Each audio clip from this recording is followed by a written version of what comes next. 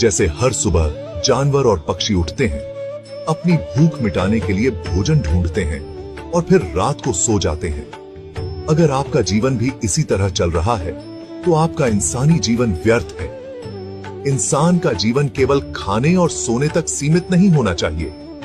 हमें अपने जीवन को उद्देश्य, ज्ञान और सेवा से भरना चाहिए। यही असली मानवीय जीवन है। जैसे हर सुबह जानवर और पक्षी उठते हैं, अपनी भूख मिटाने के लिए भोजन ढूंढते हैं और फिर रात को सो जाते हैं। अगर आपका जीवन भी इसी तरह चल रहा है तो आपका इंसानी जीवन व्यर्थ है। इंसान का जीवन केवल खाने और सोने तक सीमित नहीं होना चाहिए। हमें अपने जीवन को उद्देश्य, ज्ञान और सेवा से भरना चाहिए। यही असली मानवीय जीवन है।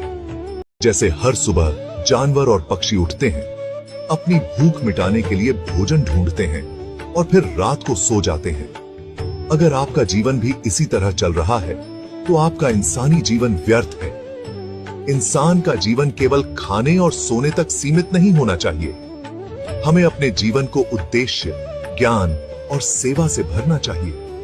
यही असली मानवीय जीवन है। जैसे हर सुबह जानवर और पक्षी उठते हैं, अपनी भूख मिटाने के लिए भोजन ढूंढते हैं और फिर रात को सो जाते हैं। अगर आपका जीवन भी इसी तरह चल रहा है तो आपका इंसानी जीवन व्यर्थ है। इंसान का जीवन केवल खाने और सोने तक सीमित नहीं होना चाहिए। हमें अपने जीवन को उद्देश्य, ज्ञान और सेवा से भरना चाहिए।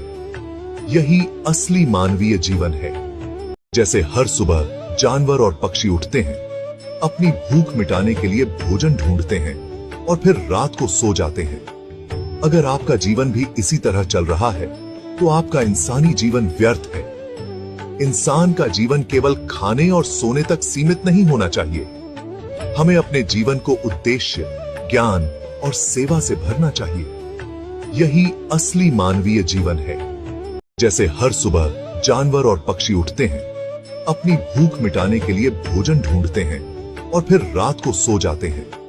अगर आपका जीवन भी इसी तरह चल रहा है तो आपका इंसानी जीवन व्यर्थ है।